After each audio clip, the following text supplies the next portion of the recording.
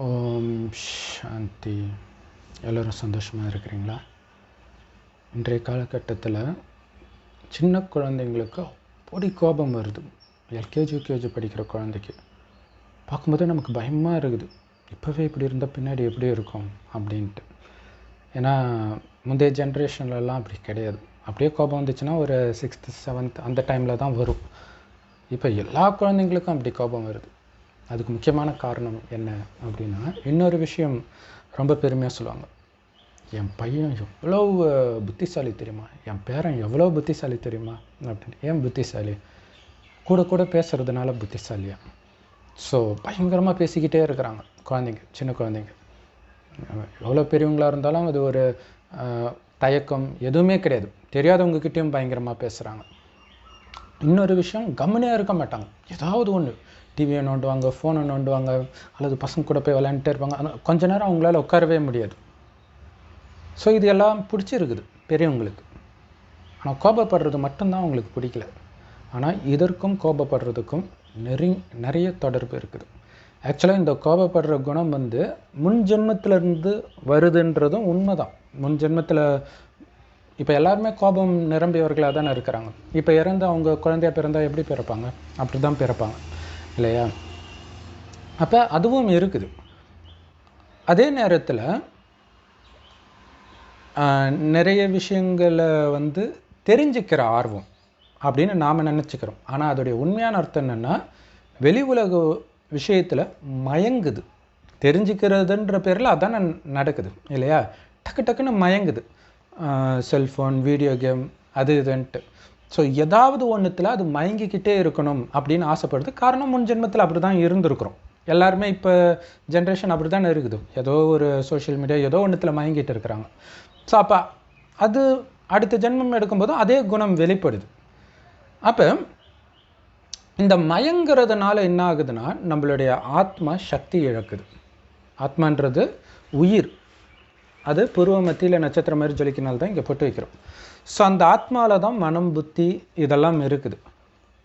அந்த ஆத்மா மயங்கும் போது என்ன ஆகும்னா, சரியாக வேலை செய்யாது. புத்தி சரியாக வேலை செய்யாது. எதையும் அதால் எதிர்கொள்ள முடியாது. சரியான முடிவு எடுக்க முடியாது. அப்போ தான் சின்ன சின்ன விஷயத்துக்கெல்லாம் கோபம் வருது. இப்போ இருக்கிற குழந்தைங்க கோபப்படுற விஷயம்லாம் பெரிய விஷயமா இருக்கும். ரொம்ப சின்ன விஷயமா இருக்கும். அப்படி கோபம் வரும். இதை எடுத்துகிட்டு வா அப்படின்னு அந்த குழந்தை சொன்னால், அம்மா எடுத்துகிட்டு வரதுக்குள்ள நான் எவ்வளோ நேரம் ஆச்சு சொல்லி அப்படின்னும். நமக்கு ஷாக்காக இருக்கும், என்ன இப்படி இருக்குதுன்ட்டு. அதை வேறு பெருமையாக எடுத்து யூடியூப்லலாம் நிறைய பேர் போடுறாங்க இல்லையா? டீச்சர்கிட்ட குழந்தை அவ்வளோ கோபமாக பேசுது, ஒரு அப்பா கிட்ட சொல்லி நான் உன்னை அடிக்கிறேன் பாரு அப்படின்னு ஒரு குழந்தை சொல்லுது. இதெல்லாம் க்யூட்டுன்னு வேறு போடுறாங்க. இவங்கெல்லாம் பெருசானா உலகம் என்ன ஆகுன்னு மட்டும் யோசிச்சு பாருங்கள். கண்டிப்பாக பயங்கரமாக இருக்கும் உலகம். அதே ஏதோ ஒரு சில குழந்தை தான் அப்படியே அமைதியாக இருக்கும், ஊமை மாதிரி. ஆனால் அப்படி அமைதியாக இருக்கிற குழந்தையினால் பெரியவங்களுக்கு பின்னாடி எந்த பிரச்சனையும் இருக்காது. அது கெட்டு போகிறதுக்கான வாய்ப்பு ரொம்ப ரொம்ப கம்மி. ஆனால் இந்த மாதிரி அப்படி துருன்னு இருக்கிறது, இந்த குழந்தை கெட்டு போகிறதுக்கான வாய்ப்பு ரொம்ப ரொம்ப அதிகம். சூப்பராக க்யூட்டாக இருக்குது அப்படி இப்படின்றாங்களே. ஸோ அந்த க்யூட்டு தான் பின்னாடி பெரிய அந்த கோபம் எரிமலையாக மாதிரி அப்பா அம்மாவே போட்டு அடிக்கிற குணம் கொண்டதாக மாறும். ஸோ அது முன் ஜென்மத்திலிருந்தே வந்திருக்குது. அது அப்பா அம்மாவுக்கும் அந்த குணம் இருக்கும்போது தான் அந்த மாதிரி குழந்தைய பிறக்கும். அது இல்லாமல் கர்ம கணக்கும் இருக்குது. அவங்களுடைய தொடர்பு இருந்தால், அப்பா அம்மா நல்லவங்களாக இருந்தால் கூட பிறக்கும். அப்போ இதிலிருந்து தப்பிக்கிறதுக்கான 100% அந்த குழந்தையை காப்பாற்றுறது கஷ்டம். பட் ஓரளவாச்சும் காப்பாற்றுறதுக்கான முயற்சி சின்ன வயசுலேயே நாம் பண்ணணும். என்ன அப்படின்னா, முன் ஜென்மத்தில் அது மயங்கியே கிடந்து இருக்குது. அமைதியை ருசிக்காமலே போயிடுச்சு. இப்போ அந்த குழந்தைக்கு அமைதியை நீங்கள் ருசி காட்டணும். உட்கார வச்சு அமைதியாக இரு. ஒரு மணி நேரம் நீ அமைதியாக உட்காரு. எதுவும் பண்ணாமல் தூங்குறது இல்லை, அப்படியே கம்முன்னு.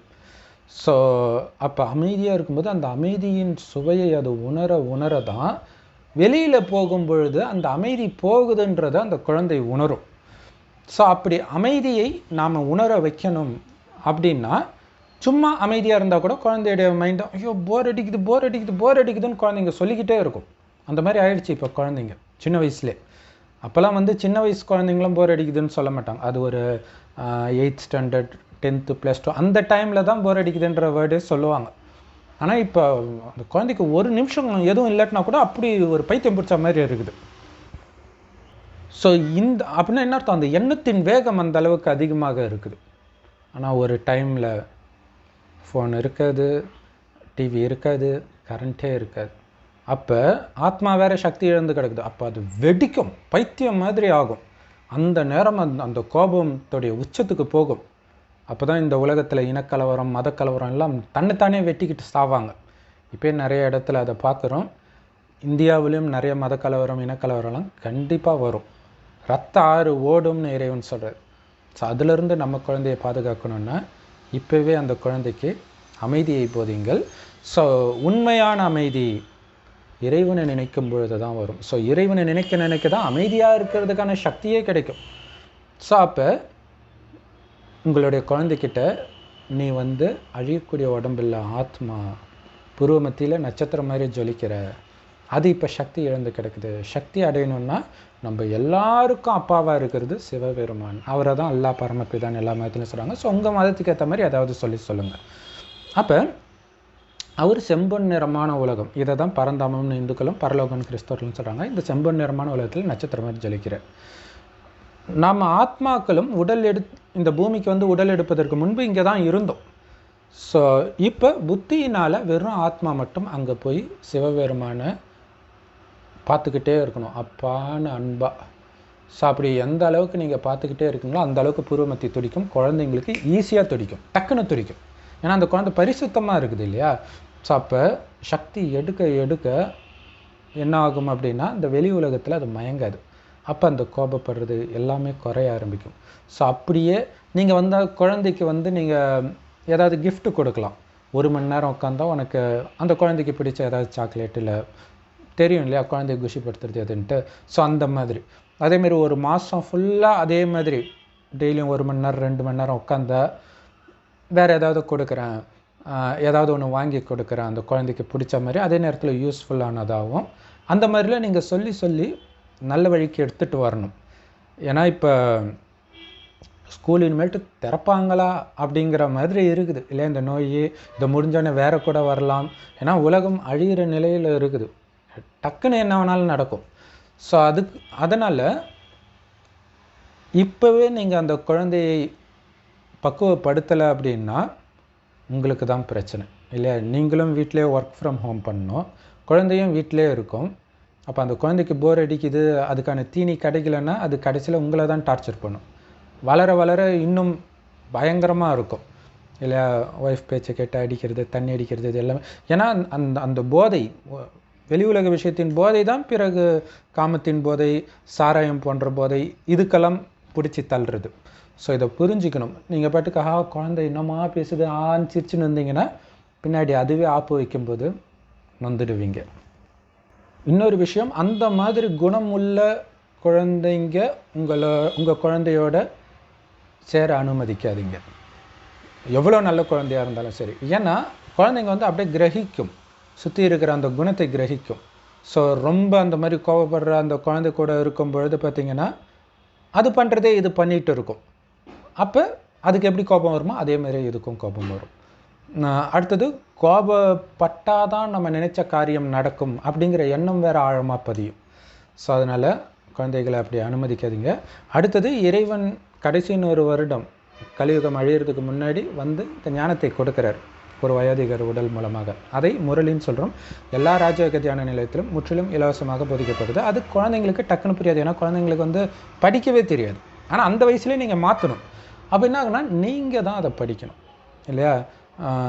வெப்சைட்டில் யூடியூப்லலாம் நிறைய பேர் அந்த முரளி போடுறாங்க, MURLIன்னு போடுங்க, RA கிடையாது. ஸோ நாமளுமே யூடியூப்பில் போடுறோம், BK சரவணகுமார் தமிழ் முரளி அப்படின்னு நீங்கள் சர்ச் பண்ணிங்கன்னா கிடைக்கும். ஸோ அதை கேளுங்க, காலையிலையும் சாயங்காலம் கேளுங்க. கேட்கும்போது குழந்தையும் உட்கார வைங்க, கொஞ்சமாவது அதுக்கு புரியும்.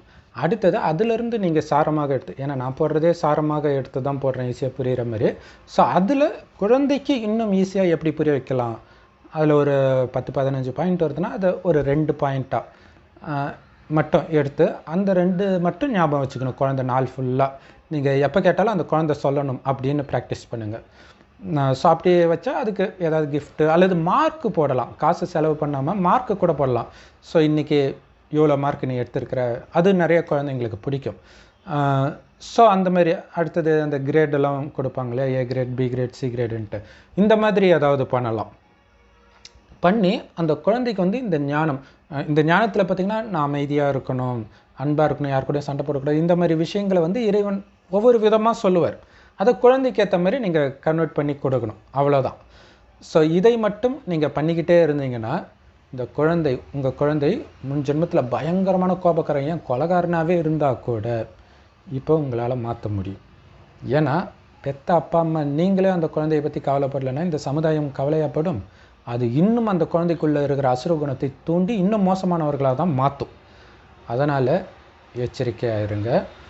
ஸ்கூலு பார்த்துக்கோங்க, டியூஷனில் பார்த்துக்குவாங்கன்னு நினைக்காதீங்க. கேரக்டரை பொறுத்த வரைக்கும் நீங்கள் தான் கவனம் கொடுக்கணும். அதுவும் இந்த வயசுலேயே தான். அதுக்கப்புறம் உங்களாலேயும் பிடிக்க முடியாது குழந்தைய. ஸோ அதனால் ரொம்ப சின்ன வயசில் அந்த எல்கேஜி யூகேஜி அல்லது அங்கேயுமே சேர்க்கறதுக்கு முன்னாடி உள்ள வயசுலேயுமே கூட நீங்கள் இதை ப்ராக்டிஸ் பண்ணணும். அது ரொம்ப ரொம்ப முக்கியம். ஓம் சாந்தி. அப்போ என்ன ஆகுதுன்னா, நீங்கள் இறைவனை நினைக்க நினைக்க ஆத்மா தூய்மை ஆகுதுல்ல. தூய்மை ஆகும்பொழுது ஆத்மாவுக்கு சக்தி வர வர அந்த சின்ன விஷயத்துக்கெல்லாம் கோபப்படாது. ஏன்னா சக்தி இழக்கும்போது தான் இந்த கோபப்படுறது, மற்ற எல்லா வன்முறை இந்த காரியங்கள்லாம் பண்ணுறது. அப்போ சக்தி நிரம்பி இருக்கணும். முடிஞ்ச அளவுக்கு குழந்தைங்கள காலைல சீக்கிரமாக எழுப்புங்க, நைட்டு சீக்கிரமாக தூங்க. காலைல ஏஞ்சிட்டாலே நைட்டு சீக்கிரமாக தூங்கிடும். ஸோ அதுக்கு நீங்களும் அதேமாதிரி பண்ணணும். அப்போ அந்த டிவியே வீட்டில் இல்லைன்னா குழந்தை கொஞ்சம் நல்லாயிருக்கும். மொபைல் எல்லாருக்கும் ஒரு அத்தியாவசியம் மாதிரி ஆயிடுச்சு. பட் குழந்தைங்க கிட்ட இந்த குறிப்பாக இந்த கார்ட்டூன், ஏன்னா அது எல்லாமே மைண்டு பயங்கரமாக ஓட வைக்கிது. ஸோ அதனால் அது ரொம்ப எச்சரிக்கையாக இருக்கணும். அப்படியே கார்ட்டூன் பார்த்துட்டு அந்த பொம்மை அந்த மாதிரி இது வேணால் பார்க்கலாமே தவிர மனிதர்கள், ஏன்னா அதுலேயே வன்முறை எல்லாமே இருக்குது. அந்த ஜோக்லேயே பார்த்திங்கன்னா வன்முறை இருக்கும், நக்கல் பண்ணுற மாதிரி இருக்கும், அப்பா அம்மா மதிக்காத மாதிரி இருக்கும். அது ஒரு விளையாட்டு மாதிரி பார்ப்பீங்க. ஆனால் குழந்தைங்களுக்குள்ளே அது ஆழமாக போகும். அது எந்த நேரம், ஏன்னா உள்ளுக்குள்ளே இருக்குது ஏற்கனவே, அதை தட்டி எழுப்புகிற வேலையை தான் மற்றது பண்ணிகிட்டு இருக்குது. ஸோ அதனால் எது பார்த்தாலும் நீங்கள் கூடவே உட்கார்ந்து பாருங்கள். அப்படி உங்களால் உட்கார முடியலன்னா அதை பார்க்க வைக்காதீங்க. வேறு ஏதாவது நீ பண்ணு, நான் வரேன், வந்து தான் பார்க்கணுன்னு சொல்லணும் எதாக இருந்தாலும். அப்போ உங்களுக்கு தெரியும் இதை பார்த்தா குழந்தையுடைய மனநிலை பாதிக்கப்படுமா இல்லையான்ட்டு. ஓம் சாந்தி. தேங்க்ஸ் ஃபார் வாட்சிங். இன்னொரு விஷயம் என்னென்னா, கோயில் அந்த மாதிரி இடத்துக்கு வந்து குழந்தைய கம்பல்சரி அழைச்சிட்டு போங்க. எத்தனை வயசானாலும், வரமாட்டேன்னு சொன்னாலும் நீங்கள் அழைச்சிட்டு போகணும். ஸோ அப்போ தான் உள்ளுக்குள்ளே இருக்கிற அந்த ஆன்மீகம், ஆத்மாவுடைய உண்மையான குணம் கொஞ்சம் கொஞ்சமாக எழுந்திருக்கும். சரி, குழந்தை வந்து சொல்லலாம், அம்மா அப்பாம்மா உனக்கு வேலை இல்லைன்ட்டு, நீங்கள் விட்டிங்கன்னா முடிஞ்சு போச்சு. ஓம் சாந்தி. தேங்க்ஸ் ஃபார் வாட்சிங். இந்த வீடியோ பிடிச்சிருந்துச்சுன்னா லைக் பண்ணுங்கள், கமெண்ட் பண்ணுங்கள், ஷேர் பண்ணுங்கள், சப்ஸ்கிரைப் பண்ணுங்கள்.